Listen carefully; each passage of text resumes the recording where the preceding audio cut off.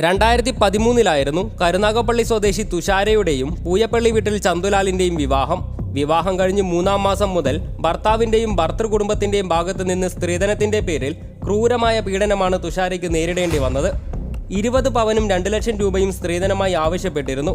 എന്നാൽ 20 പവൻ തുഷാരയുടെ കുടുംബം നൽകിയെങ്കിലും 2 ലക്ഷം രൂപ നൽകുവാൻ അവരെ കൊണ്ട് കഴിഞ്ഞില്ല.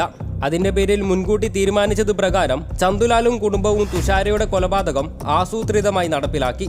സ്വന്തം അച്ഛനെയോ അമ്മയെയോ കാണുവാൻ പോലും അവൾക്ക് സ്വാതന്ത്ര്യമുണ്ടായിരുന്നില്ല. വീട്ടുകാരുമായുള്ള ബന്ധം പൂർണ്ണമായും നിരസിക്കപ്പെട്ടു.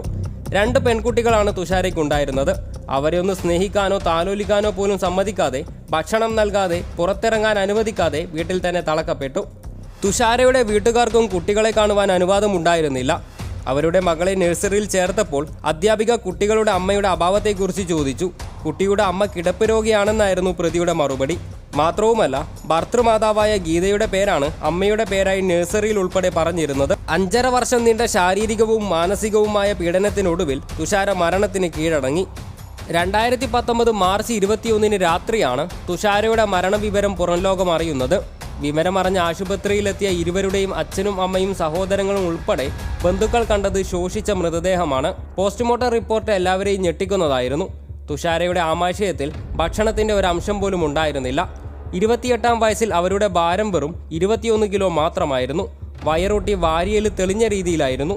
രോഗിയായ തൻ്റെ ഭാര്യ ഭക്ഷണം തീരെ കഴിക്കാറില്ല എന്നതായിരുന്നു ചന്തുലാൽ ഡോക്ടറോട് പറഞ്ഞത്. ഇതിൽ സംശയം തോന്നിയ ഡോക്ടറാണ് പോലീസിൽ അറിയിക്കുകയും ചെയ്തത്. പോലീസിന്റെ ചോദ്യം ചെയ്യലിൽ ക്രൂര കൊലപാതകത്തിന്റെ വിവരങ്ങളാണ് പുറത്തു വന്നതും. ശാസ്ത്രീയ തെളിവുകളും നാട്ടുകാരുടെയും കുട്ടികളുടെയും എല്ലാം മൊഴികൾ പ്രതികൾക്ക് നേരെ വിരൽ ചൂണ്ടുന്നതായിരുന്നു. തുഷാരയെ ഭർത്താവ് ചന്തുലാലും അമ്മ ഗീതാലാലും ചേർന്ന് പട്ടിണിക്കിട്ട് കൊന്നതാണെന്ന് തെളിഞ്ഞു. പഞ്ചസാര വെള്ളവും കുതിർത്ത അരിയും മാത്രമാണ് കഴിക്കാൻ കൊടുത്തതെന്നും മുറിയിൽ പൂട്ടിയിട്ടാണ് കൊടും ക്രൂരത ചെയ്തതെന്നും മൊഴി ലഭിച്ചു.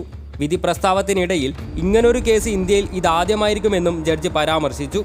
സ്ത്രീധന പീഡനം, കൊലപാതകം, അന്യായമായ തടങ്കലിൽ വയ്ക്കൽ എന്നിവ ചൂണ്ടിക്കാട്ടി 2 പേർക്കും ജീവപര്യന്തം തടവും ഓരോ ലക്ഷം രൂപ പിഴയും വിധിച്ചു. നമുക്കിടയിൽ ഇപ്പോഴും ഒരുപാട് തുഷാരമാറുണ്ട്.